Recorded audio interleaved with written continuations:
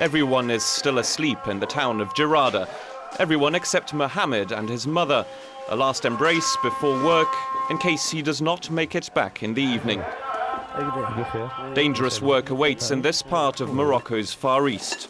For Mohammed Boujma and Ben Ali, the day begins at 6 in the morning in the hand-dug coal mines. A makeshift hoist makes for a perilous descent into the smallest of tunnels, 30 meters down. The miners spend 8 to 10 hours a day down here. Working conditions are tough to bear. These 3 colleagues dig by hand in sometimes improbable positions. The atmosphere down here is suffocating. The ceiling's just 40 centimeters high. Coal dust poisons the air. The only safety valve is the light from a candle that fades away when the oxygen starts running thin. It's very dangerous here. Look at the state of the walls. There are no safety measures. Do you really think this piece of wood is enough to hold in place a 100-ton mountain? In these holes underground, the miners try to work without thinking about the looming danger. Accidents are common. The miners know their workplace could easily turn into their tomb. There are cracks in the walls. This place could collapse at any moment. Many rocks have fallen into here already. It's flooded over there, where my friend is working. Plenty of sweat and fear go into mining just a few bags of coal. On a good day, they earn around 10 euros. This is the only place in Jerada these days. Ever since the big colliery, the CDM, was closed down. Jerada was built in the 20s to house the miners. 7,000 employees created the town's economic activity. Jamal is one man who has always insisted on defending the local miners. The town of Jerada was left with close to nothing when the mine closed 10 years ago. A lot of the activity here just disappeared when the factory closed. We asked ourselves what the reasons were for shutting the mine. They said it was no longer profitable, but the miners are still bringing back lots of coal. There was no answer to be had from the governor of the province. His office remains impossible to reach. One explanation comes from the regional director of Mines and Energy. We know that a mineral deposit won't last forever. There's no point to a huge company like the CDM if it's not profitable, if the mineral deposit is empty. I think that the decision to close the mine was a political one. The town was known for its political activism and the strength of its unions. Be it a political decision or an economic necessity, the outcome is the same. Hundreds now work in these makeshift mines. Everyone is joining in. The former miners, their wives, sometimes even their children. The work here is exhausting and repetitive. The salary comes to 5 to 10 euros a day, always depending on the level of danger involved. The choices are limited. Former CDM workers like Haj Rahim haven't been able to reinvent themselves. In the town of 100,000 inhabitants, the only other employer is the power station. It takes in just 600 workers. I'm still looking for another source of income, but I haven't found anything. So I work here for half the salary I made before. Salaries are low for a simple reason. Coal sells for next to nothing, barely 6 euros for a 100-kilogram bag. Only 15 kilos can be mined in one day, and profits have to be shared along with the rent for the equipment. Everyone has to sell at that price. It's the bosses at the warehouses who impose these prices. They control the market. The bosses here are known as barons. They are just a handful with the luck to have a mining authorization. In order to sell, the miners have to pass through them. The barons themselves stay in the background. Their own workers come to pick up the coal. The boss, he's not here. He's got a lot of other things to do. He handles construction sites, big projects, roadwork. The boss's nephew is the man keeping an eye on things. I check the quality of the merchandise. If it's good, we take it. If not, we leave it. Other members of the family also join in.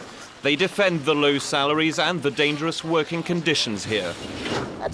Any job is risky. There's no job without a risk.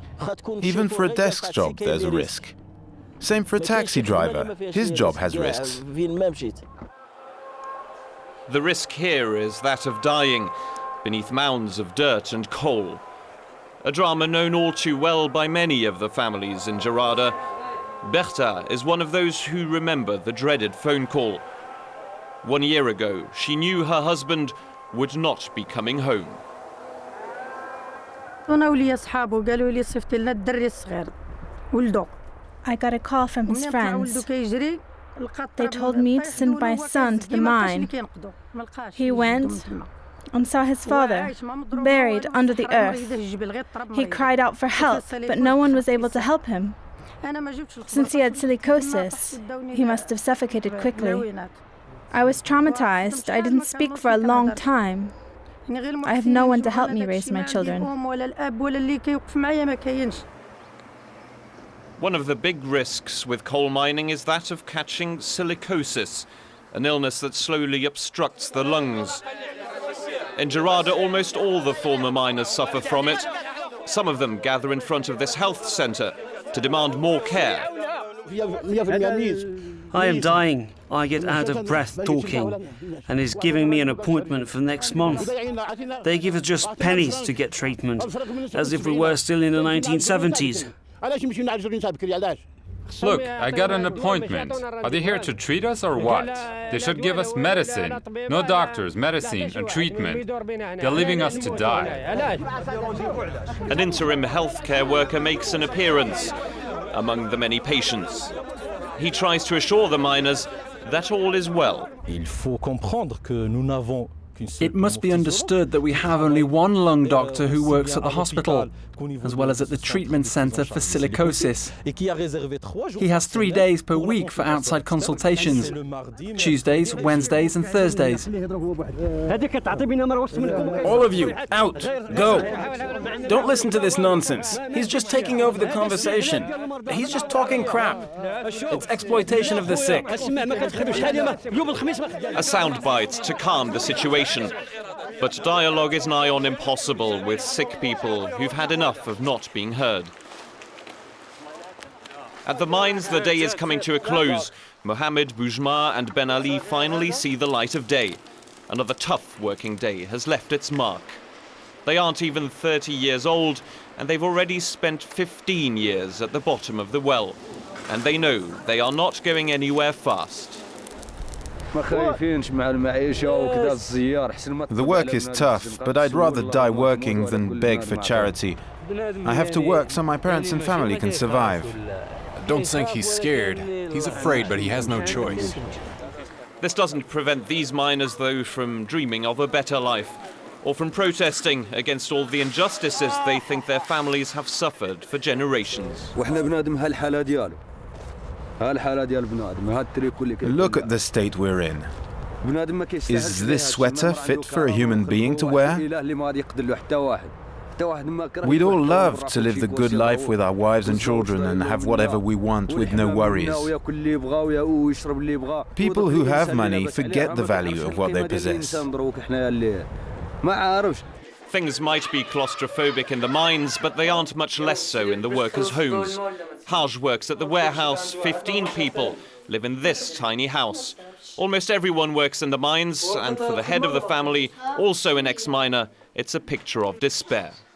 My son, my grandson and my daughter-in-law, they all struggle. At the end of the month, they have nothing. They work hard, and it's still not enough. The 16-year-old grandson has also had to start working down the mine. It's true that I would have preferred to study, if we had the means to survive. But I have no choice. We lack everything, so I will help my father in the mines.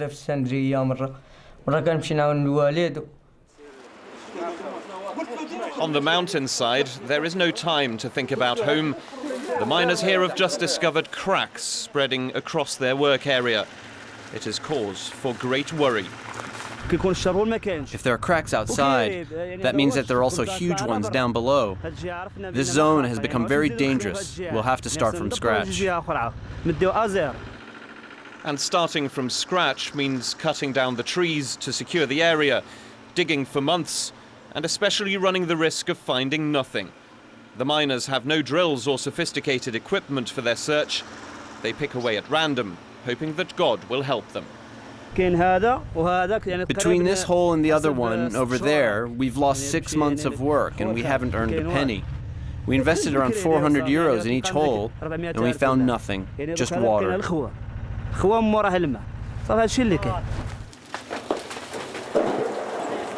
And that is precisely the curse for the miners of Jerada. They wear themselves out without being certain of making even a few euros. They can never be sure of finding any coal. Neither do they know whether they will be able to sell it.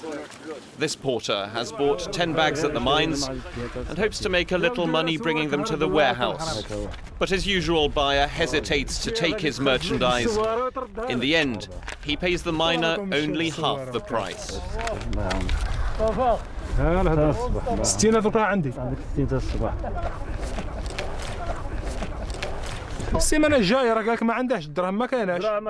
He'll pay me the rest next week. He told me he didn't have enough money right now. It's always like this. Everyone works on credit.